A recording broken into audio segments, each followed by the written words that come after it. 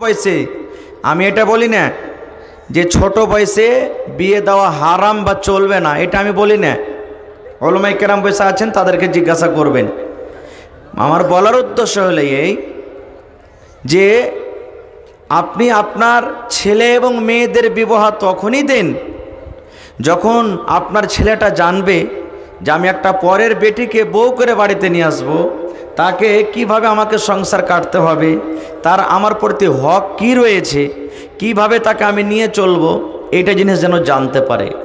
এবং ওই মেয়েটাও যেন জানতে পারে যে আমি শ্বশুরের বাড়িতে চলে যাব, আমার যে স্বামী হবে ওই স্বামীটার সাথে আমাকে কিভাবে জীবনটা কাটতে হবে, আমার যে স্বামী হবে স্বামীর সেবা যত্ন কতটুকু আমাকে করতে হবে, আমার ওপরে আমার স্বামীর কতটুকু হক রয়েছে, এই জিনিসটা যেন জানতে পারে। কিন্তু আফসোস আমরা দুটা কারণে বেশিরভাগই ছোট বয়সে ছেলে মেয়ের বিবাহ দিই। দুটা কারণ কি জানেন? তার মধ্যে একটা মূল কারণ হলো কি, যে এই রোডের পাশে জমিন বিক্রি হয়েছে, দেখছি এই জমিনটা না ধরলে পারে কাজ হবে না, 5 লক্ষ টাকা কোনো রকম এদিক ওদিক ছাগল গরু ভৈঁস বিক্রি করা হবে, এবার 2 লক্ষ টাকা ঘটছে। তখন স্বামী স্ত্রীতে বুঝ বিচার করে বলছে যে এক কাম কর না, আবদুল্লার বিয়ে দিয়ে দে, 3 লাখ টাকা পাবো, 2 লাখ টাকা কমছে, 1 লাখ টাকা বিয়েতে খরচ হবে, 2 লাখ টাকা জমিনে কাজে চলে আসবে। করি কি করি না ভাই? আপনারা দেখে মনে হয় না এগুলো লেওয়া দেওয়া নাকি আছে? হ্যাঁ, এগুলো আছে। তাহলে ভাই বেশিরভাগই আমরা মুসলমান এটাই করি। আর একটা জিনিস কি করি জানেন? সুবহানাল্লাহ, ফতোয়া দিতে আসেনি ভাই, কিন্তু যেটা শরীয়তের কথা সেটা আমি বলছি। যে আমরা মুসলমান যখন আমাদের ছেলে মেয়ের বিবাহ হয়, গার্জিয়ান আমরা কি ভুল করি, এই বিবাহর সময়তে ধরেন যে 2 লক্ষ টাকা মেয়ের বাবাকে লাগবে, এবার কথাতে কথাতে মোহর কতটি লাগবে না তো 10,000, এবার ওই 10,000 টাকা নিজের পকেট থেকে ছেলেটা দেয় না ওই 2 লক্ষর ভিতর থেকে মাইনাস প্লাস করে দেয়? বলেন একটু, হানা বলে। জি, 2 লক্ষ টাকার ভিতর থেকে দেয়। ওলামায়ে কেরাম স্টেজে বসে আছেন, জিজ্ঞাসা করবেন দিয়ালা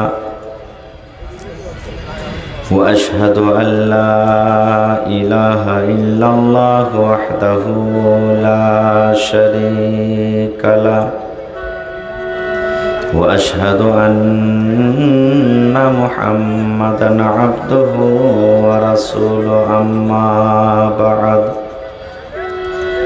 فإن خير الحديث كتاب الله وخير الهدي هدي محمد صلى الله عليه وسلم وشر الأمور محدثاتها وكل محدثة بدعة وكل بدعة ضلالة وكل ضلالة في النار.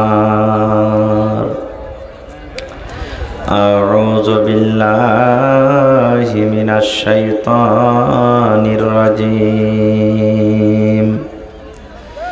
بسم الله الرحمن الرحيم.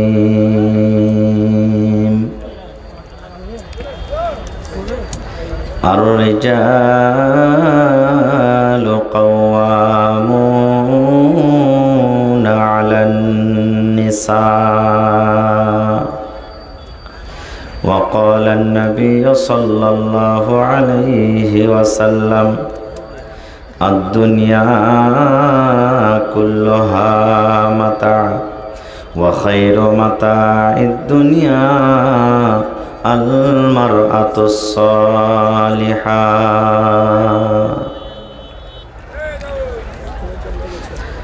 মরণে কথা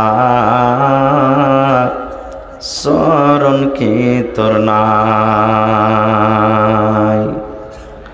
মরণে কথা স্মরণ কি তোর নাই রে মুমিন ভাই, মরণে কথা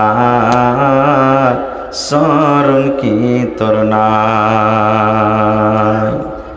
তুমি যখন যাবে মরে নিয়ে যাবে খাটে করে। তুমি যখন যাবে মরে নিয়ে যাবে খাটে করে, রেখে দিবে মাটির বিছানায় রে মুমিন ভাই। মরণ কথা স্মরণ কি তোর নাই, মরণ কথা স্মরণ কি তোর নাই রে মুমিন ভাই। মরণ কথা স্মরণ কি তোর নাই। মাল ধন পয়সা করে থেকে যাবে দালান বাড়ি,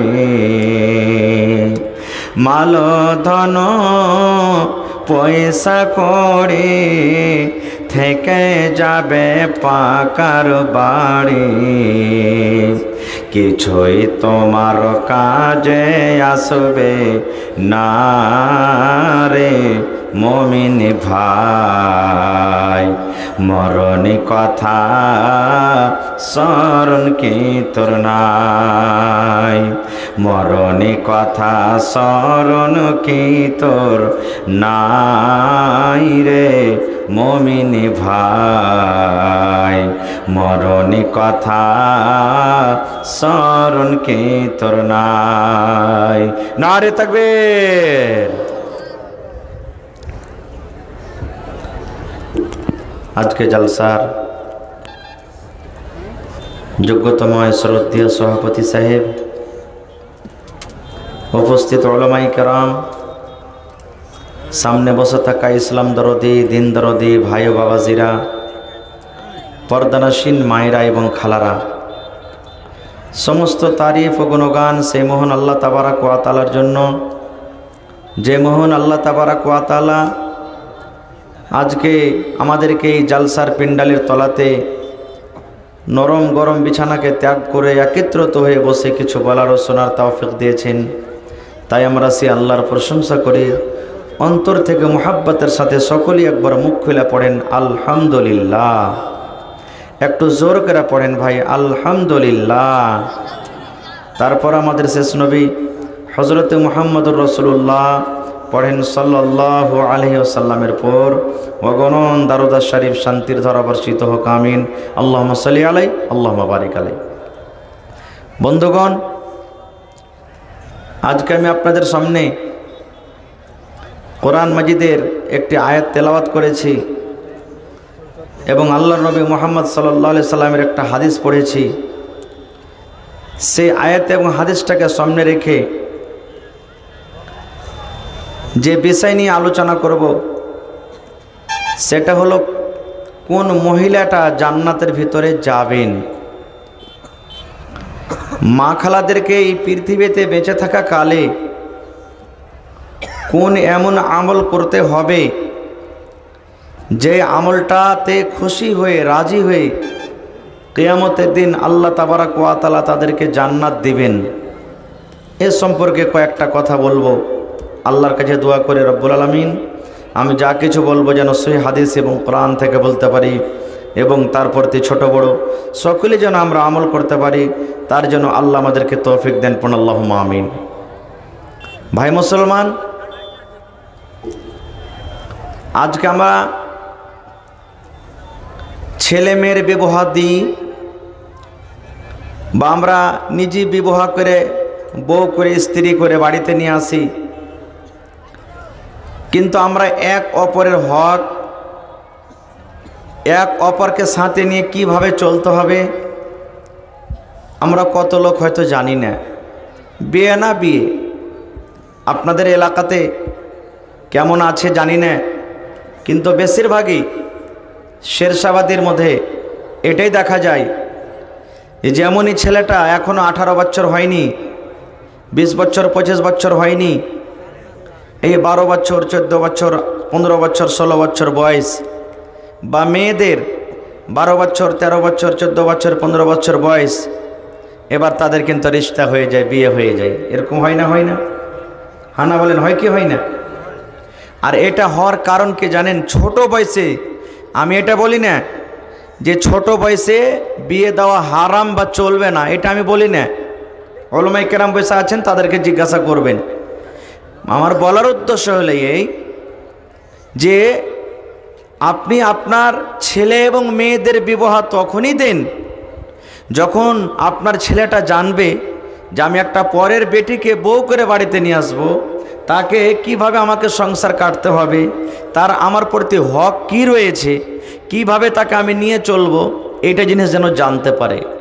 এবং ওই মেয়েটাও যেন জানতে পারে যে আমি শ্বশুর বাড়িতে চলে যাব, আমার যে স্বামী হবে ওই স্বামীটার সাথে আমাকে কিভাবে জীবনটা কাটতে হবে, আমার যে স্বামী হবে স্বামীর সেবা যত্ন কতটুকু আমাকে করতে হবে, আমার ওপরে আমার স্বামীর কতটুকু হক রয়েছে, এই জিনিসটা যেন জানতে পারে। কিন্তু আফসোস, আমরা দুটা কারণে বেশিরভাগই ছোট বয়সে ছেলে মেয়ের বিবাহ দিই। দুটা কারণ কি জানেন? তার মধ্যে একটা মূল কারণ হলো কি, যে এই রোডের পাশে জমিন বিক্রি হয়েছে, দেখছি এই জমিনটা না ধরলে পারে কাজ হবে না, 5 লক্ষ টাকা কোনো রকম এদিক ওদিক ছাগল গরু ভৈঁস বিক্রি করা হবে, এবার 2 লক্ষ টাকা ঘটছে। তখন স্বামী স্ত্রীতে বুঝ বিচার করে বলছে যে এক কাম কর না, আবদুল্লার বিয়ে দিয়ে দে, 3 লাখ টাকা পাবো, 2 লাখ টাকা কমছে, 1 লাখ টাকা বিয়েতে খরচ হবে, 2 লাখ টাকা জমিনে কাজে চলে আসবে। করে কি করি না ভাই? আপনারা দেখে মনে হয় না এগুলো লেওয়া দেওয়া নাকি আছে? হ্যাঁ, এগুলো আছে। তাহলে ভাই বেশিরভাগই আমরা মুসলমান এটাই করি। আর একটা জিনিস কি করি জানেন? সুবহানাল্লাহ, ফতোয়া দিতে আসেনি ভাই, কিন্তু যেটা শরীয়তের কথা সেটা আমি বলছি, যে আমরা মুসলমান যখন আমাদের ছেলে মেয়ের বিবাহ হয়, গার্জিয়ান আমরা কি ভুল করি, এই বিবাহর সময়তে ধরেন যে 2 লক্ষ টাকা মেয়ের বাবাকে লাগবে, এবার কথাতে কথাতে মোহর কতটি লাগবে না তো 10,000, এবার ওই 10,000 টাকা নিজের পকেট থেকে ছেলেটা দেয় না ওই 2 লক্ষর ভিতর থেকে মাইনাস প্লাস করে দেয়? বলেন একটু, হানা বলেন। জি, 2 লক্ষ টাকার ভিতর থেকে দেয়। ওলামায়ে কেরাম স্টেজে বসে আছেন, জিজ্ঞাসা করবেন এ টাকাটার কি মোহর হলো রে ভাই? মোহর হলো এটা টাকার? সুবহানাল্লাহ, হায় আল্লাহ, আমরা কোথায় চলে গেছি ভাই? শরীয়ত কোথায় আর আমরা আছি কোথায়? আল্লাহ রসুল বলছেন কি আর আমরা করছি কি? আল্লাহুস সামাদ। খারজা হোক ভাই মুসলমান, মায়েরা খালারা, আল্লাহর নবীর জামানাতে এক বাপ নিজের মেয়ের বিবাহ দিবে, বাপ নিজের মেয়ের বিবাহ দিবে। তো মেয়েটা বলছে যে আব্বা আমি বিয়ে করব না খো, আমার এখন দরকার না, আমি বিয়ে করব না খো। বাপ চলে গেলেন নবীর দরবারে, আল্লাহ রসুল আমি আমার মেয়ের জন্য একটা খুব সুন্দর বর খুঁজেছি, ছেলে দেখেছি, ভাবছি যে আমি বিয়ে দিয়ে দিব। তা আমার মেয়ে ইনকার করছে যে না আমি এখনও বিয়ে করব না খো, পারলে একটু বুঝান তাকে। তা আল্লাহ রসুল বললেন যে তোমার মেয়েকে এনেছো? বলছেন না। বলছে যা তোমার মেয়েকে নিয়ে এসো। পরের দিন মেয়েকে সাথে করে নিয়ে চলে গেলেন। নবীজি সেই মেয়েকে বলছে যায়, এরে আল্লাহর বান্দি, তোমার আব্বা নাকি তোমার বিয়ে ঠিক করেছে, বিয়ে দিবে, আর তুমি ইনকার করছো, কারণটা কি একটু বলবে না? এই আমার মায়েরা খালারা ভাইরা শোনেন, যারা মা আছেন তারাকে খাস করে আমি বলি। এবার সে আল্লাহওয়ালি মেয়ে নবীকে কি বলছেন জানেন? আল্লাহর নবী গো, আমার আব্বা জান আমার জন্য সুন্দর হয়তো একটা ছেলে দেখেছেন, আমার বিয়ে হয়ে যাবে, শ্বশুরের বাড়িতে আমি চলে যাব, কিন্তু নবী গো একটা জিনিস আমার দরকার আছে, আমাকে একটা জিনিস জানতে হবে। সেটা হলো কি? সে মেয়ে বলছেন নবী গো, ধরেন আমার বিয়ে হয়ে গেল, আমি শ্বশুরের বাড়িতে চলে গেলাম, যে আমার স্বামী হলো, আমি যার স্ত্রী হব, ওই স্বামীর আমার পড়তে কতটুক হক রয়েছে গো নবীজি, আমাকে তার কতটুক কথা মেনে চলতে হবে, তার কতটুক হুকুম মেনে চলতে হবে, আমাকে আমার স্বামীর আমার ওপরে আমার স্বামীর কতটুক হক রয়েছে একটু দয়া করে বলেন। নবীজি একটা জিনিস আপনাকে আমি জিজ্ঞাসা করি, আমার যেটা স্বামী হবে আমার ওপরে কতটুক হক রয়েছে, কতটুক কথা থেকে মেনে চলতে হবে একটু বলেন তো। এ আমার মায়েরা খালারা শোনেন, আল্লাহর নবী বললেন, মহিলা তোমার ওপরে তোমার স্বামীর অতটুক হক রয়েছে, তোমার স্বামীর অতটুক হক রয়েছে, অতটুক কথা তোমার স্বামীর তোমাকে মেনে চলতে হবে। যদি তোমার স্বামীর শরীরে ফোট হয়ে যায়, তোমার স্বামীর শরীরে যদি ঘা হয়ে যায়, ঘাটা পেকে গেছে, ফোটটা পেকে গেছে, রক্ত বইছে, খুন বইছে, এই মতো অবস্থাতে তোমার স্বামী যদি তোমাকে বলে, এ হালেমার মা, এ জায়েদার মা, এ খালেদার মা, হাফসার মা, এরে আমার বেবি শুনে নাও, এই আমার শরীরে ফোট হয়েছে, বেবিরে ঘা হয়েছে, এই যে দেখো আমার শরীর দিয়ে রক্ত বইছে, আমার শরীর দিয়ে খুন বইছে, তুমি একটু সাফ করে দাও রে বেবি, তুমি একটু পরিষ্কার করে দাও। কি দিয়ে আমার রক্ত সাফ করতে হবে, কি দিয়ে আমার ফোটটাকে সাফ করতে হবে?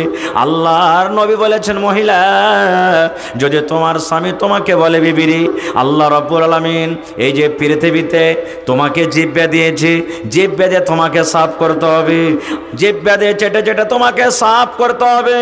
আল্লাহ রাসূল বলেছেন, মহিলা রে তুমি ইনকার করতে পাবে না, ইনকার করতে পাবে না, তোমাকে জিহ্বা দিয়ে চেটে চেটে তোমাকে সাফ করতে হবে।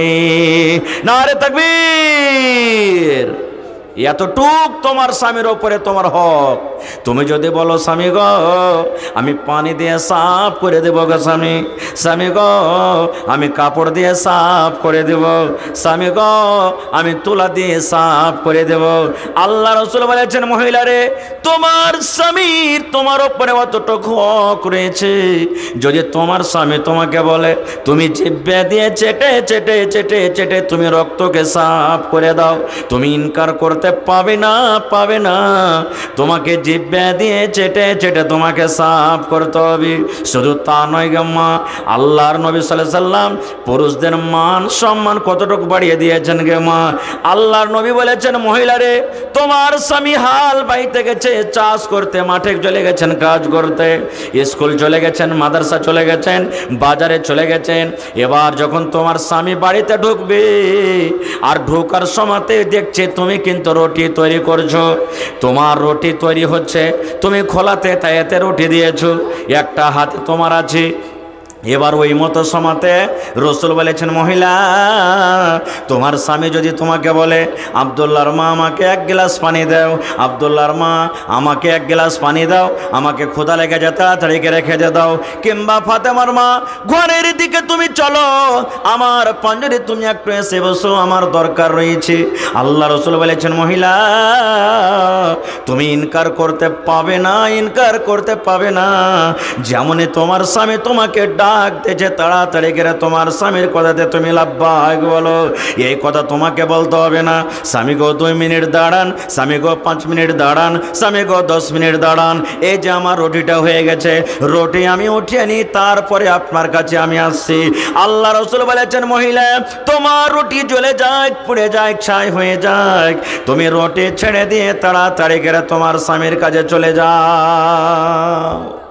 কিন্তু সুবহানাল্লাহ, এখন মা খালাদের অবস্থা, কত আল্লাহওয়ালি মহিলা আছেন স্বামীর একটা ইশারাতে লাব্বাইক বলবেন, কিন্তু কত মা খালা এমনও আছেন যদি কোনো কাজ কাম করেন আর স্বামী যদি কোনো কাজের আদেশ করেন, কি বলবেন জানেন? আল্লাহুস সামাদ। তোমার কপালে চকটক নেই নাকি? তুমি দেখতে পাও না যে আমি একটা কাজ করছি, তুমি পানিটা একটু টিপে খাইতে পারবে না? এই রুটি তৈরি করছি, রুটিটা তুমি লিয়ে খাইতে পারবে না? কত লাটের বেটা লাঠিয়েছো, একটু কাজ করে আসছো তো খুব বড় মানুষ হয়ে গেলে নাকি? আমি যে সারাদিন বাড়িতে কাজ করছি তা আমাকে তুমি দেখতে পাও না? ওরে আল্লাহ, এমন ঘোচা মেরে মেরে কথা বলবে ভাই, মনে হয় ওর সারাদিনের পিপসা ক্ষুধা যত আছে সব কথা শুনে পেট ভরে গেল। এরকমও মা খালা আছে। জি না, এ আমার মায়েরা খালারা, কোন মহিলাটা জমিনের ওপরে ভালো, কোন মহিলাটা হলো উত্তম? খালেদা ভালো, জায়েদা নাম ভালো, হাফসা নাম ভালো, রোকেয়া নাম ভালো, খালেদা নাম ভালো, ফাতেমা নাম ভালো, মারিয়াম নাম ভালো, জাইনাব নাম ভালো, কুলসুম নাম ভালো। কোন মহিলা ভালো গে মা? এটা আমার কথা নয়। 1400 বছর আগে একজন সাহাবী নবীকে প্রশ্ন করলেন, ইয়া রাসূলুল্লাহি আইয়ুন নিসাই খায়র।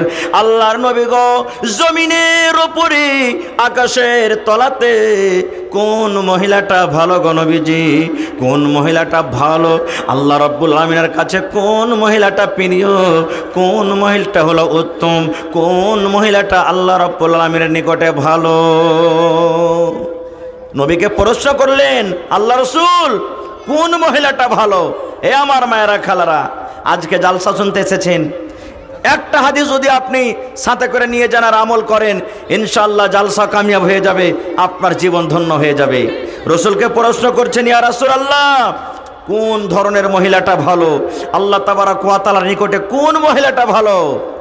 আল্লাহ রাসূল সাল্লাল্লাহু আলাইহি ওয়াসাল্লাম বললেন, ও আমার সাহাবীরা, তোমরা শুনে নাও, ওরে আল্লাহর বান্দি তোমরা শুনে নাও, এই জমিনের ওপরে যে নারীর মধ্যে, যে মহিলাদের মধ্যে তিনখানা গুণ থাকবে, তিনখানা সিফাত থাকবে, আল্লাহ রাসূল বলেছেন মহিলাদের মধ্যে ওই নারী, ওই মহিলাটা সব থেকে উত্তম।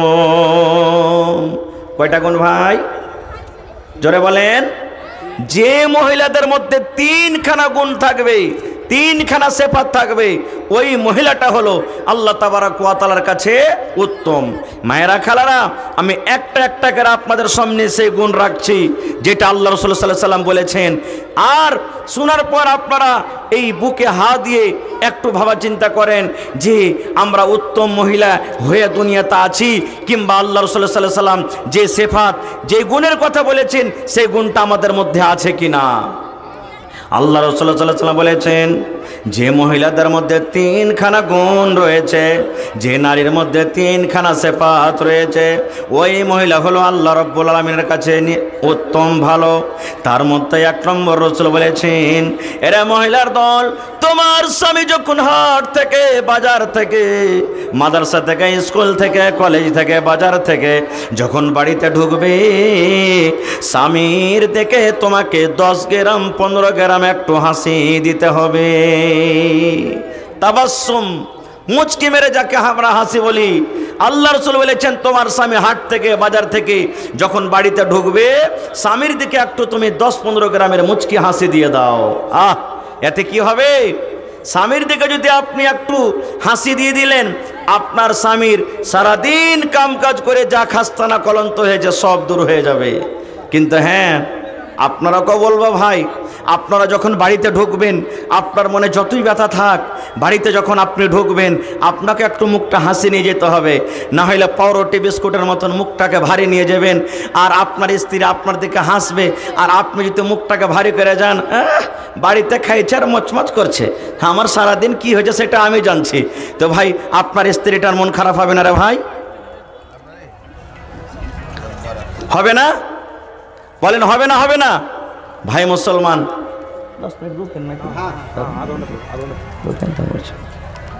তো আপনাকে ওরকম ভাবে হাসি মুখে নিয়ে আসতে হবে। কেমন ভাবে? এ আমার মায়েরা খালারা, আল্লাহ রাসূলের প্রথম কথা, ওই মহিলাটা আল্লাহ রাব্বুল আলামিনের নিকটে সব থেকে উত্তম ভালো। বুকে ব্যথা আছে, বুকে কষ্ট আছে, মনে ব্যথা আছে, ব্যথা থাকতে গেলেও স্বামী যখন বাড়িতে ঢুকবে, স্বামীর সাথে হাসির কথা বলতে হবে। একবারে স্বামীর দিকে দেখে আল্লাহুস সামাদ, মনটাকে একটু খুশি করে দিতে হবে। কেমন ভাবে? একটা মাত্র উদাহরণ দিব।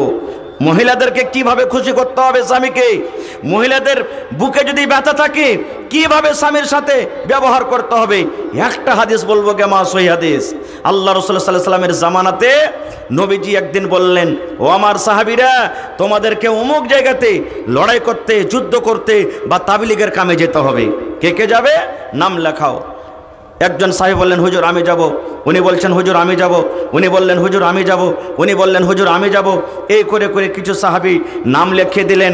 সব সাহাবীর কথা বলবো না খো। এবার নবীজি কি বলছেন? এরে আমার সাহাবীরা, তোমরা নিজের নিজের বাড়িতে চলে যাও, তোমরা নিজের মায়ের সাথে দেখা করে নাও, বিবির সাথে তোমরা দেখা করে নাও, ছেলের সাথে তোমরা দেখা করে নাও। কারণ যেই জায়গাতে তোমরা যাবে দাওয়াতের কামে জিহাদে তোমরা যাবে, তোমরা বাড়িতে আর ঘুরতে পারবে কে পারবে না সেটা আল্লাহ জানেন, কেউ জানে না। এই জন্য তোমরা বাড়ি চলে যাও আর নিজের ছেলে মেয়ের সাথে তোমরা দেখা করে নাও। সব সাহাবীর কথা বলতে পারবো না ভাই, একটা মাত্র সাহাবী যার নাম হলো আবু তালহা রাদিয়াল্লাহু তাআলা আনহু, সেই সাহাবী বাড়ি গেলেন। বাড়িতে যাওয়ার পর ওর স্ত্রীর নাম হলো বিবি রোমাইসা, এটা হলো মশহুর নাম বিবি রোমাইসা। এবার আবু তালহার কিন্তু একটা বাচ্চা ছিল, উমাইর নাম তার, 7 বছর 5 বছর 8 বছর এই ধরনের একটা ছোট বাচ্চা ছিল। আবু তালহা রাদিয়াল্লাহু তাআলা আনহু বাড়িতে গেলেন। এবার বিবিকে বলছেন, বিবি রে, আল্লাহর নবীর ডাক হয়েছে রে বিবি, আমি অমুক জায়গাতে আমি চলে গেলাম, আমি কয়দিন থাকবো সেটাও আমি জানি না। বিবি রে, আর ঘুরতে পারবো কি পারবো না, তোমার সাথে আর দেখা হবে কি হবে না সেটা আমি জানি না, আল্লাহ জানেন। তবে বিবি রে, তোমার সাথে যে আমি এতদিন চলাফেরা করলাম, তোমার সাথে এতদিন আমি সময়টা কাটালাম, যদি আমার দ্বারা থেকে কোনো ভুল হয়ে থাকে, ও আমার বিবি রোমাইসা শুনে নাও, তোমার সাথে আমি এতদিন থাকলাম, আমার দ্বারাতে যদি তোমাকে কোনো কষ্ট হয়ে থাকে, ব্যথা হয়ে থাকে, দয়া করে তুমি আমাকে স্বামী হিসাবে মাফ করে দাও। এই কথাবার্তা হওয়ার পর এবারে আবু তালহা রাদিয়াল্লাহু তাআলা আনহু বিবিকে বলছেন, বিবি আমার কলেজার টুকরা উমাইর কই? আপনি দিল্লি, পাটনা, পাঞ্জাব, আদিয়ানা চলে যাবেন, আপনার ছেলেটাকে আপনি আদর করে যাবেন না ভাই? বলেন আদর করবেন না, করবেন না? একটুখানি তাকে কোলে নিয়ে সাথে সাথে সাথে 10 কদম 20 কদম 50 কদম হেঁটেও যাবেন। তা আবু তালহা রাদিয়াল্লাহু তাআলা আনহু বিবিকে বলছেন, বিবি কই আমার কলেজার টুকরা উমাইর কই? ওরে সুবহানাল্লাহ। এবারে বিবি রোমাইসা বলছেন, স্বামী গো, আপনার কলেজার টুকরা উমাইর, এই দেখেন এত তাকে জ্বর হয়েছে। ওরে সুবহানাল্লাহ, গরমটা তার এত, শরীরটা এত গরম হয়েছে, তাকে জ্বর হয়েছে, তাকে বুখার হয়েছে, কিংবা ছেলেটা অসুখ হয়ে গেছে। স্বামী গো, এই দেখেন আপনার ছেলেটা বেমারি অবস্থাতে আছে।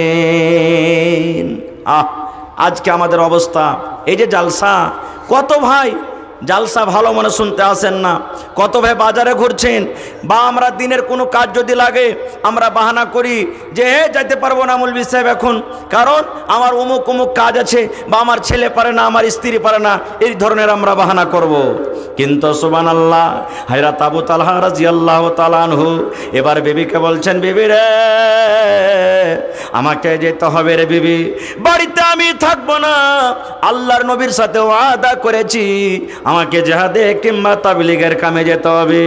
আল্লাহ রাব্বুল আলামিন আমার ছেলেকে অসুখ দিয়েছেন, আমার ছেলে রোগী অবস্থাতে আছে, আল্লাহ রাব্বুল আলামিনের কাছে দোয়া করে আল্লাহ যেন আমার ছেলেকে শিফায়ে কামিলা আতা করেন।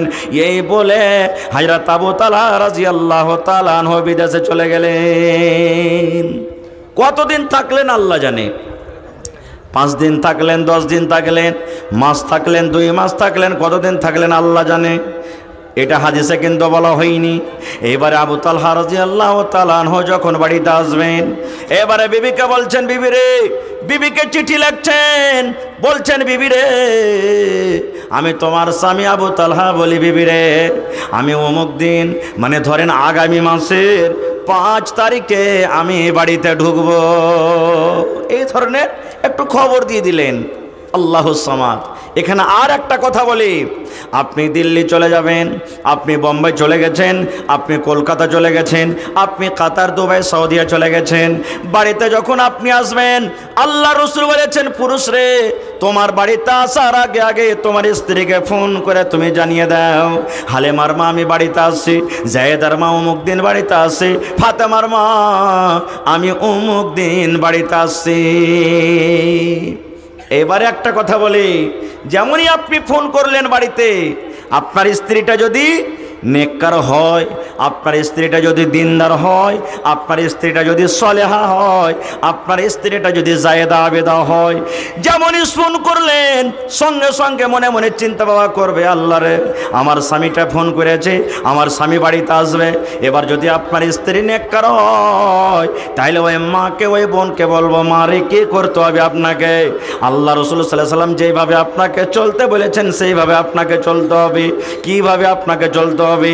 যেমনই আপনার স্বামী আপনাকে ফোন করেছেন, বিবি রে অমুক মাসের আমি 5 তারিখ আমি বাড়িতে আসবো রে বিবি, অমুক মাসের 3 তারিখ আমি বাড়িতে আসবো।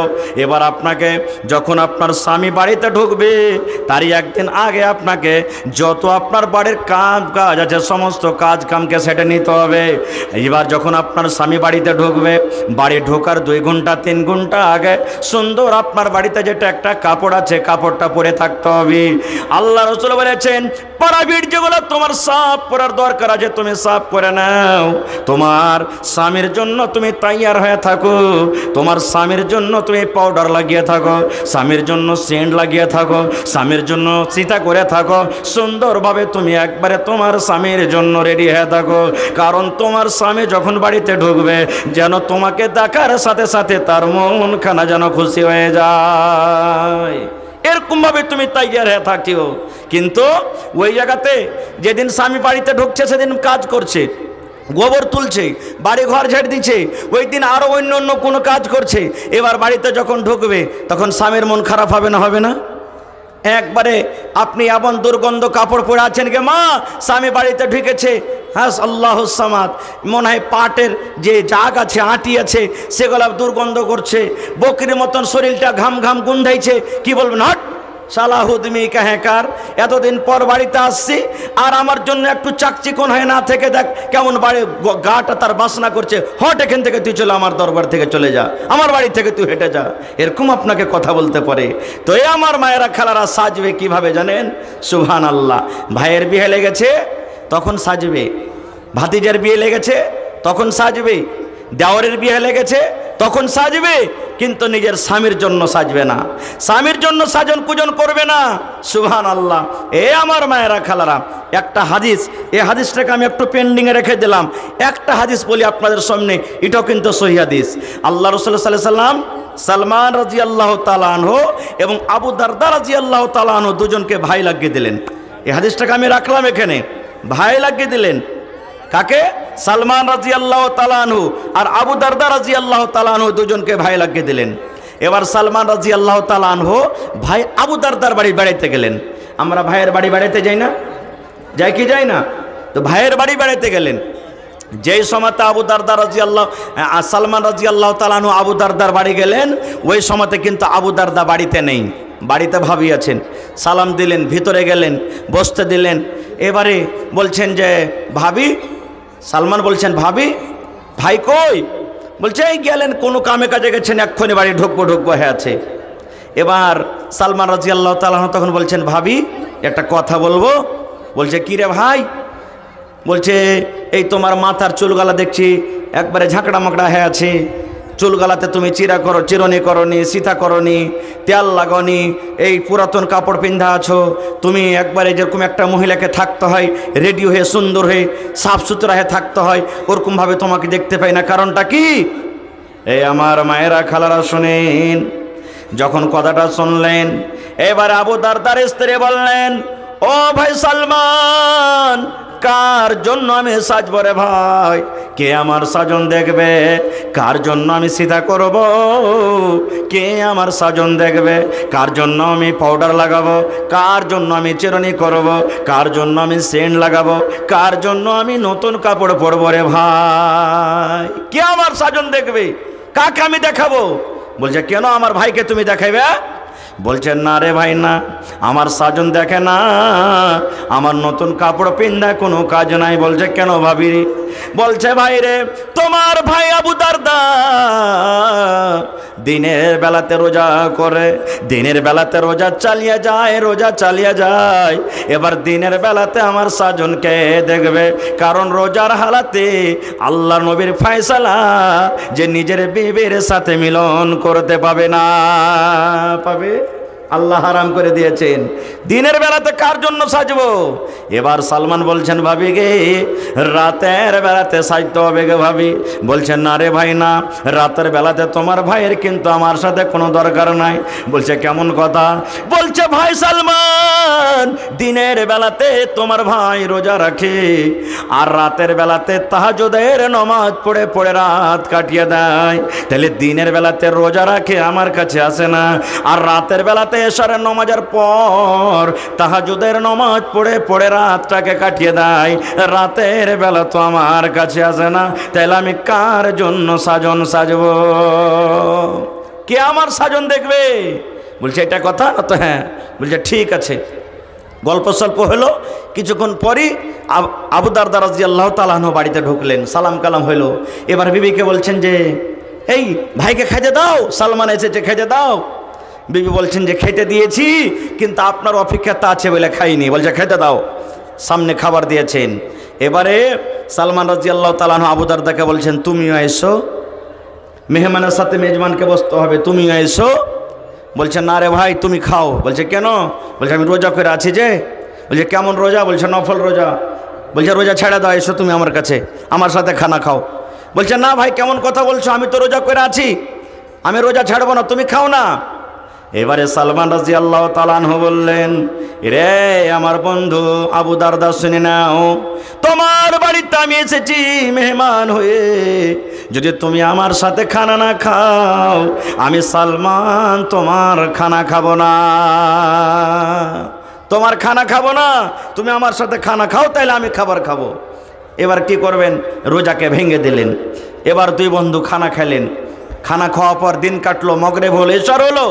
এবারে আবু দারদা বলছেন সালমানকে ভাই তুমি এই ঘরে আরাম করো, এখন আমি যাই। বলছে কোথায়? বলছে তাহাজ্জুদ পড়িতে যাব মসজিদে। বলছে আমিও নামাজ পড়বো, নামাজের এখন টাইম হয়নি। বলছে যে আপনিও ঘুমাও, এখনো নামাজের টাইম হয়নি, এখন যাও, তোমার স্ত্রী তোমার ইন্তজার করছে, সে ঘরে তুমি চলে যাও। বলছে ভাই তুমি থাকো না, আমি এখন গেলাম, আমি জিকির আজকার করবো, এবার রাতের বেলাতে আমি তাহাজ্জুদের নামাজ পড়বো। বলছে ঠিক আছে। হাতখানটাকে ধরে যে ঘরে তার স্ত্রী আছে ওই ঘরে একটু ধাক্কা দিয়ে দিলেন, যাও তুমি আরাম করো। এবারে বন্ধরে রাত কাটতে কাটতে কাটতে ঠিক যখন রাত 1টা 2টা হয়ে গেল, এবার সালমান রাদিয়াল্লাহু তাআলা আনহু ভাইকে জাগাছেন, ভাই আবু দারদা এখন ওঠো, এখন নামাজের টাইম হয়ে গেছে, এখন ওঠো। এবার আবু দারদা উঠলেন, ফরজ গোসল করলেন। ফরজ গোসল করার পর এবার দুই বন্ধুতে নামাজ পড়লেন। এবারে সালমান বলছেন ও ভাই আবু দারদা, তোমার ওপরে তোমার শুধু আল্লাহর হক নাই রে ভাই, তোমার ওপরে আল্লাহ যে চোখ দিয়েছেন এই চোখের তোমার ওপরে হক রয়েছে। আল্লাহ যে তোমাকে স্ত্রী দান করেছেন, এই যে স্ত্রী হলো একটা নিয়ামত, তোমার বাড়িতে তোমার স্ত্রী আছে, এই স্ত্রীর তার তোমার ওপরে হক রয়েছে। আল্লাহ যে রাতটাকে দিয়েছেন এই রাতটা আরাম করার জন্য, এই রাতটাতে আরামও তোমাকে করতে হবে। মেহমান বাড়িতে আসতে গেলে মেহমানের হক রয়েছে তোমার ওপরে। সমস্ত হককে বাদ দিয়ে একমাত্র তুমি যদি আল্লাহর হক আদায় করো, এরকম হকে আল্লাহ রব্বুল আমিন রাজি হবেন না, এরকম হকে আল্লাহ রব্বুল আমিন খুশি হবেন না। যার যেটা হক আছে তাকে সেটা তার হকটা দিয়ে দাও।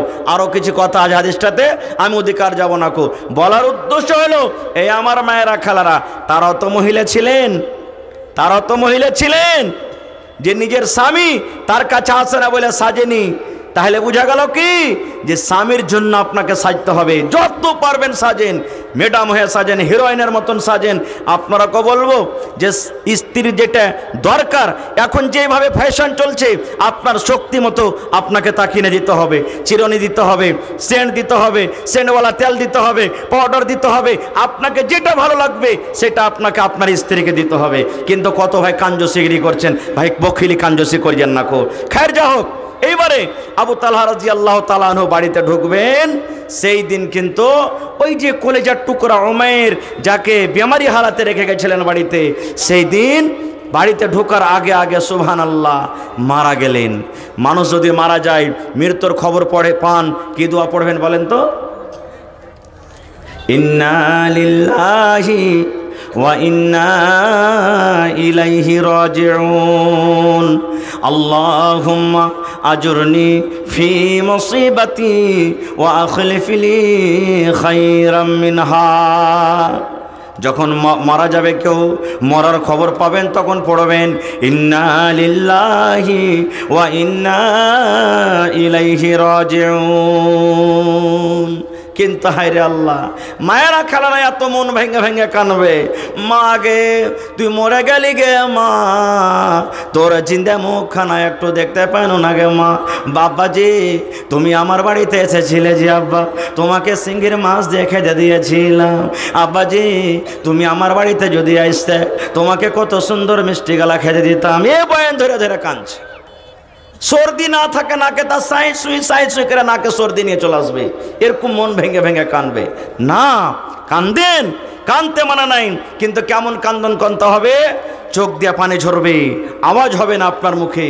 আল্লাহ নবীর জামানাতে একটা মহিলা কবরে বসে বসে কাঁদছে, তার ছেলে মারা গেছে, কবরে বসে বসে কাঁদছেন। আল্লাহ রসুল চলে যাচ্ছেন। এবার রসুল বলছেন, আরে আল্লাহর বান্দি, তুমি যে কবরে বসে বসে কাঁদছো, এটা গুনার কাজ, কাঁদতে হয় না। এরকম কাইন্দে কি তোমার ছেলেটা কার পাইবে? কিন্তু সেই মহিলাটা চিনে না যে এটা আল্লাহর রসুল।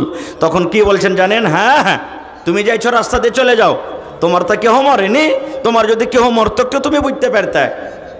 রসুলকে বলে দিলেন কথাটা, ও কিন্তু জানে না যে এটা আল্লাহ রসুল। নবীজি চলে গেলেন, পার্শ্বে একটা লোক ছিলেন, বলছেন এই পাগলি, তুমি যে কথাটা বলেছো সেটা কে জানো, চিনো কে? বলছে কে ওইটা? বলছে আরে এটা আল্লাহর নবী মুহাম্মদ সাল্লাল্লাহু আলাইহি সাল্লাম। বলছে এটি আল্লাহর রসুল? তো হ্যাঁ। এবার দৌড়াতে দৌড়াতে দৌড়াতে আল্লাহর নবীর বাড়ি চলে গেলেন। আল্লাহ রসুলকে আমার ভুল হয়েছে, আপনি আমাকে মাফ করে দেন। আল্লাহ রসুল বললেন, ওরে আল্লাহর বান্দি, যখন তোমার ছেলে মারা যাবে, কিংবা তোমার মা মারা যাবে, তোমার দাদি মারা যাবে, তোমার নানি মারা যাবে, তোমার স্বামী মারা যাবে, যখন তোমার কলেজাতে প্রথম ধাক্কা লাগবে, প্রথম চোট লাগবে, তখনই তোমাকে সবর করতে হবে। ইয়ার নাম হলো সবর। আর তুমি কেন্দে কেন্দে কেন্দে কেন্দে কেন্দে কেন্দে কিছুদিন পর যদি বলো এখন সবর না করলে আর হবে না, এর নাম কিন্তু সবর নয়, এর নাম সবর নয়। প্রথম কলেজাতে তোমার চোট লাগবে তখন সবর করো। কত মা খালা যারা নেককার দিনদার, পড়ালেখা, কানতে হয় না, কানবে না, সাইড থেকে তখন কোনো মহিলা বলবে এর দিলখানটা কত পাথরটি, ই মাগির বাপ মরেছে তো কত মনে হয় ভালো মরেছে, একটুকু চোখ দিয়ে পানিটা ঝরে না।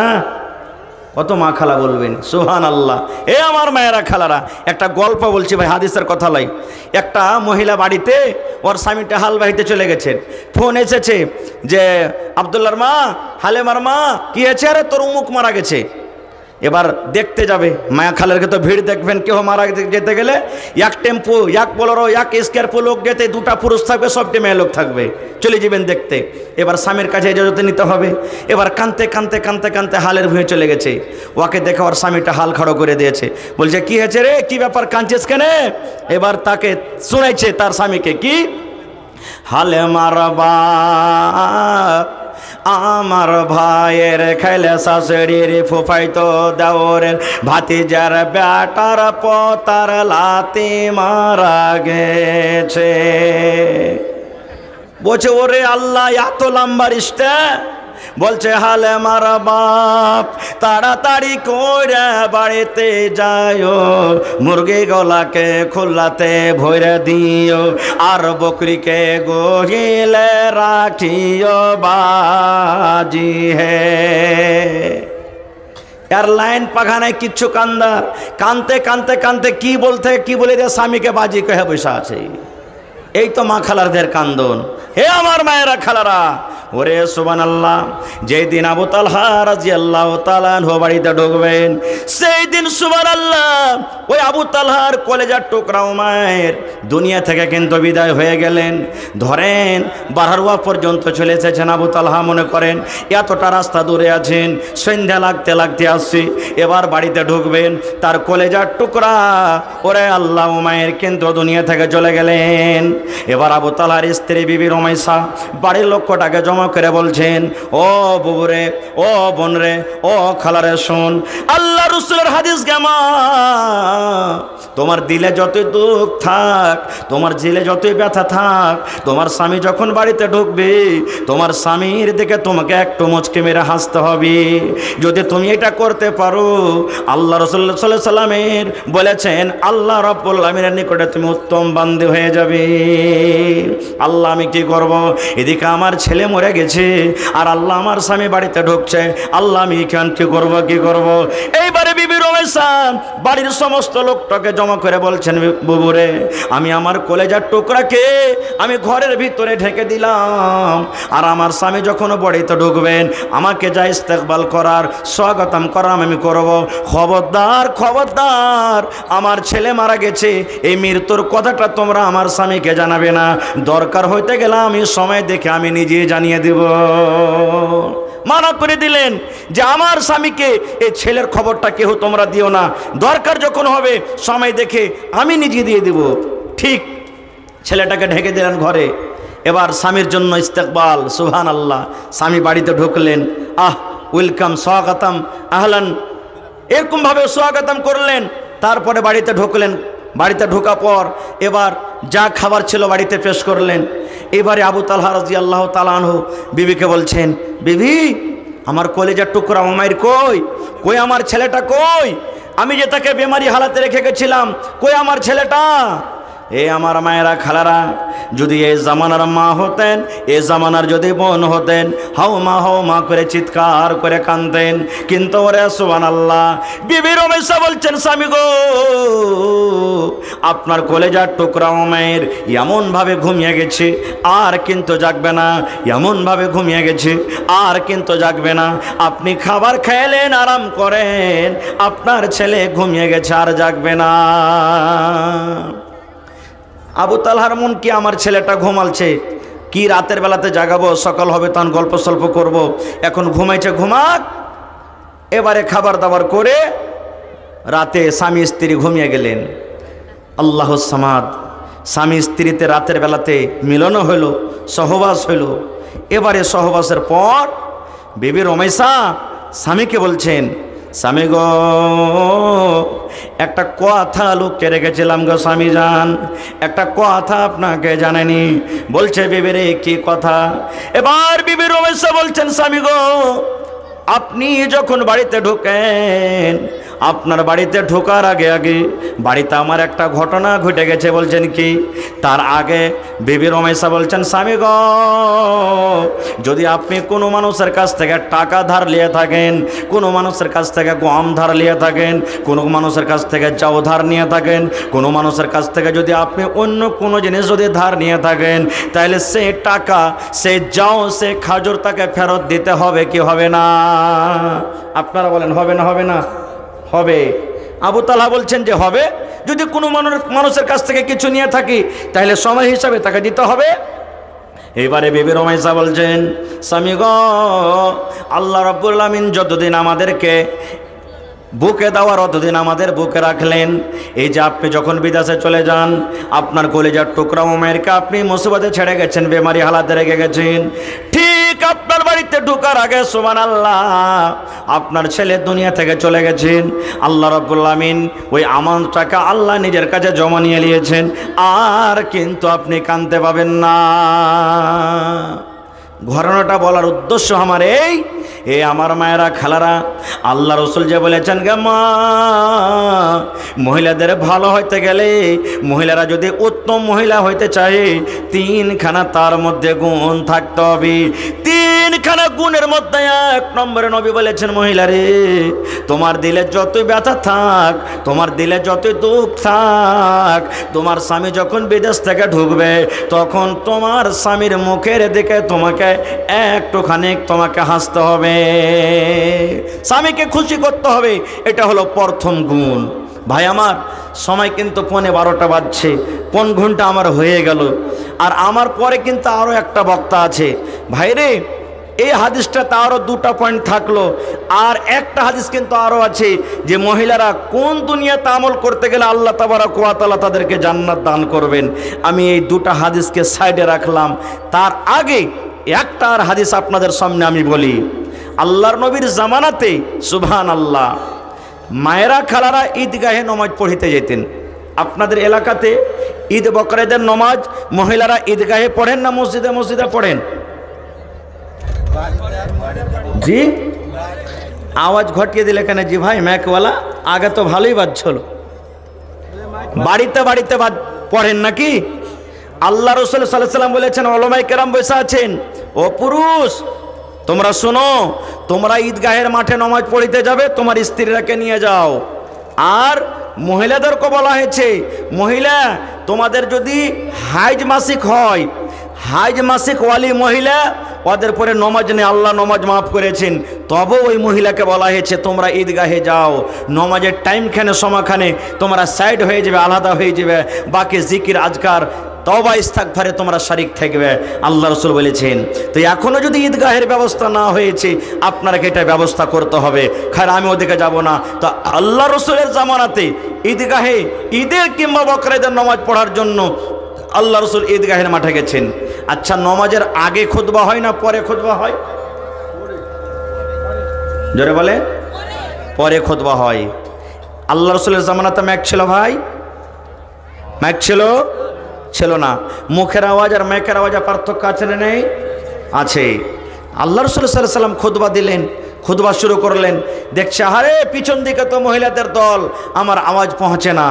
কাতার চিরে চিরে চিরে নবীজি বেলালকে বলছেন, বেলাল চলো ওই মজলিসে। চলে গেলেন। এ মায়েরা খালারা, এবার ওই ঈদগাহের মাঠে স্পেশাল মা খালাদের ওয়াজ শুরু করে দিলেন নবীজি। কি ওয়াজ জানেন? ইয়া মাশারান নিসাই তাসাদ্দাকনা ফাইন্নী উরিতুকুন্না আকসারা আহলিন নার। আল্লাহর নবী ওয়াজ শুরু করে দিলেন, ইয়া মাশারান নিসাই, ও মহিলার দল, ও নারীর দল, তোমরা দান করো, তোমরা সাদকা করো, তোমরা খায়রাত করো। কেননা আমি নবী, আমাকে জান্নাত দেখা হয়েছে, আমাকে জাহান্নাম দেখা হয়েছে। ওরে সুবহানাল্লাহ, আমি জাহান্নাম ঘুরে ঘুরে দেখলাম, জাহান্নামে আমি নজর করলাম, শুধু মহিলা আর মহিলা, শুধু নারী আর নারী, শুধু মহিলাদেরকে দেখলাম জাহান্নামের আগুনে জ্বলছে পড়ছে, হাওমাও করে চিৎকার করছে, আল্লাহ মরে গেলাম, মা মরে গেলাম, আল্লাহ বাঁচাও, আল্লাহ বাঁচাও। আমি জাহান্নামের আগুনে তোমাদেরকে বেঁচে দেখলাম। এই জন্য মহিলারে তোমরা দান করো, সাদকা করো। দান করতে গেলে আল্লাহ রাব্বুল আলামিন হয়তো তোমাদের মুসিবতকে দূর করে দেবেন। ও মহিলা, তোমরা দান করো, সাদকা করো, কারণ আমি নবী তোমাদেরকে জাহান্নামের আগুনে বেশি পড়তে দেখলাম। যখন কথাটা বলা, মহিলাদের মধ্যে প্রশ্ন করে দিলেন, ওয়া বিমা ইয়া রাসূলুল্লাহি, আল্লাহর নবী গো, কোন মহিলারা দুনিয়াতে এমন পাপ করে, গুনাহ করে? মহিলাদের মধ্যে কোন এমন গুনাহ হয়ে যায়, নারীরা কোন এমন পাপ করে যে পাপের কারণে আল্লাহ নারাজ হয়ে মহিলাদেরকে জাহান্নামের আগুনে দিয়েছেন? সেই পাপের কারণে আপনি মহিলাদেরকে জাহান্নামের আগুনে দেখেছেন। নবী গো, দয়া করে একটু সেই পাপের কথাটা বলে দেন। এ আমার মায়েরা খালারা শুনেন, আল্লাহ রাসূল বলেছেন, ও মহিলার দল, আমি তোমাদেরকে দুটা গুনার কারণে জাহান্নামের আগুনে দেখলাম, দুটা পাপের কারণে জাহান্নামের আগুনে দেখলাম। এক নম্বর পাপ, এক নম্বর গুনাহ হলো তুকসিরুনাল্লাহ আনা, মায়েরা খালারা বেশি বেশি করে লান তান করে, মহিলারা বেশি বেশি করে লান তান করে। আর দুই নম্বর পাপ, দুই নম্বর গুনাহ হলো ওয়াতাকফুরুনাল আশির, নিজের স্বামীর মালের তারা নাশুকরি করে। এক নম্বর লান তান, আর দুই নম্বর কি? নিজের স্বামীর মালের নাশুকরি করে। কিভাবে নাশুকরি করেন জানেন? সুবহানাল্লাহ। গ্রামে চুড়িওয়ালা এসেছে, আব্দুল্লাহর বাপ চুড়ি নেই জি, কাপড় নাই, কাপড় ছিঁড়ে গেছে, একটা কাপড় গালা নিয়ে দাও। বা চুড়ি নেই, চুড়ি ভেঙে গেছে, একটা বা চুড়ি গালা নিয়ে দাও। এবার যদি আমার কোনো ভাইয়েরা বলেন, আচ্ছা আজকে ছেড়ে দাও, এখন টাকা পয়সা নাই, দুদিন পর নিয়ে দেব, হয়ে গেল, 4 দিন কথা বলবে না। আর কি ঘুঁচা মেরে মেরে কথা বলবেন জানেন? ই মিনসে, ই হুদমা, ই মুখ পোড়া, ই বখিল, ই কাঞ্জুসের বাড়িতে জীবনে এসে আমার সুখ শান্তি হলো না। খুব ওরে সুবহানাল্লাহ, আমার মায়েরাকে বলবো মাগে, বোনকে বলবো বোন রে, এত রোদের সমাতে আপনার স্বামী মাঠে কাম কাজ করার জন্য চামড়াটাকে পুড়িয়ে পুড়িয়ে পুড়িয়ে আপনার জন্য কত টাকা জোগাড় করে নিয়ে আসি। ঠান্ডার সমাতে আপনি বাড়িতে থাকেন, আপনার স্বামী ঠান্ডাতে কাম কাজ করে টাকা নিয়ে আপনার জন্য আসি, তরকারি নিয়ে আসে। একদিন না পাওয়ার কারণে আগেকার সমস্ত নিয়ামতগুলিকে ভুলে গেলেন। তাই নবী বলেছেন, মহিলারে, এই যে তোমরা বেশি বেশি করে নিজের স্বামীর মালে নাশুকরি করো, এ নাশুকরির কারণে আমি তোমাদেরকে জাহান্নামের আগুনে দেখলাম। এবার রাসূল বললেন, দান করো। আল্লাহুস সামাদ। মানুষ জালসা শুনতে যায়, টাকা নিয়ে যায়, দান করব। ঈদগাহের মাঠে কে টাকা নিয়ে যায় ভাই? কিন্তু রাসূল বললেন দান করো। হযরত বেলাল রাদিয়াল্লাহু তাআলা আনহু বলেন, আমি তলিয়া বিছিয়ে দিলাম, আমি রুমাল বিছিয়ে দিলাম, গামছা বিছিয়ে দিলাম। এবার মহিলারা এসে এসে দান করতে শুরু করলেন। কি দান করলেন? যার কাছে টাকা আছে টাকা দিয়ে দিলেন, যার কাছে টাকা নেই গলার হার আছে হার দিয়ে দিলেন, কেউ নাকের নাকমণি দিয়ে দিলেন, কেউ কানের বালি দিয়ে দিলেন, কেউ হাত থেকে আংটি দিয়ে দিলেন, কেউ হাতের বালা দিয়ে দিলেন, কে পাঁড় পায়াল দিয়ে দিলেন। যার কাছে যা গয়না গাঠি আছে, ওরে সুবহানাল্লাহ, খুলে খুলে খুলে আল্লাহর নবীর সামনে দান করে দিলেন। নারে তাকবীর। ভাই, আজকে দেখি এই মাদ্রাসার জন্য কোনো মা, কোনো দাদি, কোনো নানি, কোনো খালা এমন কেউ আছেন গলা থেকে সোনার হোক কিংবা চান্দির হোক একটা হার দান করতে পারবেন?